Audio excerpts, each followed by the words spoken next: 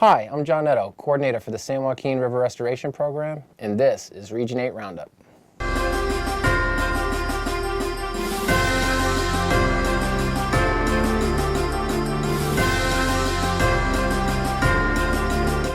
At San Diego National Wildlife Refuge's Sweetwater Marsh, 21 white sea bass were released as part of the Sea Bass in the Classroom program. Sea Bass in the Classroom, which has been in operation since the mid-1980s, is headed by Hub SeaWorld Research Institute and brings partners like local schools, the Living Coast Discovery Center, and the service together to benefit both fish and students.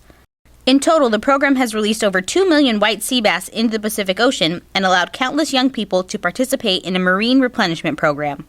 The fish released at Sweetwater Marsh were 5 to 6 months old and raised by students at Mater Dei Catholic High School. These released bass will help the overall white bass population, which has been in decline in recent years.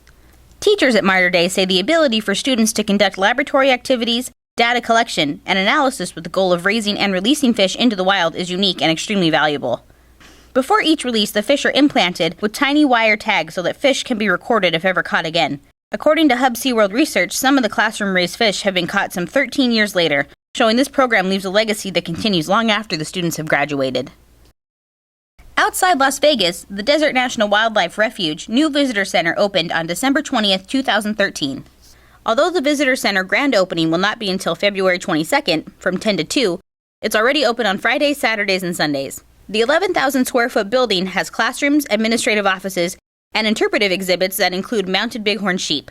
Outside of the visitor center, tourists and naturalists can take in the views of nearby mountain ranges or go for a hike. All the trails leading to the visitor center have been improved, with most being handicap accessible. From groundbreaking to opening, the visitor center was completed in 12 months at a cost of approximately $12 million. The project was funded entirely with revenue from sales of public land through the Southern Nevada Public Land Act. The center was also built with state-of-the-art technologies to lessen the impact on the environment, like solar panels and a unique cooling system that uses an outdoor pond to either use cool or warm water to regulate the building's temperature.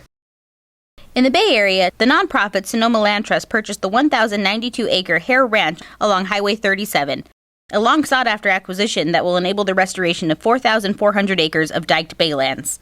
The former landowner held a deed restriction that required island levees to be maintained so that the Hare Ranch acres could be kept dry enough for farming. To keep the ranch dry, the island could not be flooded, a critical step in restoring the wetlands. Immediately upon the close of escrow, the Land Trust transferred the ranch to the service, which already owns the remaining 3,300 acres of Skaggs Island. Both are now part of the San Pablo Bay National Wildlife Refuge and will be restored to marsh habitat, turning the clock back 130 years. This past month, the Endangered Species Act celebrated its 40th anniversary. President Nixon signed the Endangered Species Act into law on December 28, 1973. Since its enactment, the service reports that 99% of species under its protection have been saved from extinction.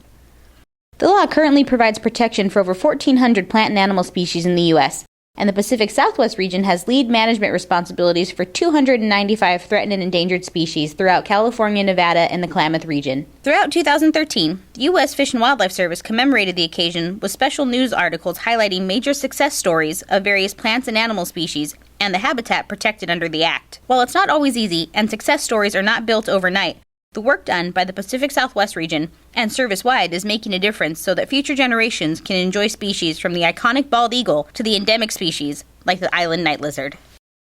To see your project or program featured on Roundup, please submit a short article to the Pacific Southwest region's Field Note page or contact a public affairs officer in the region.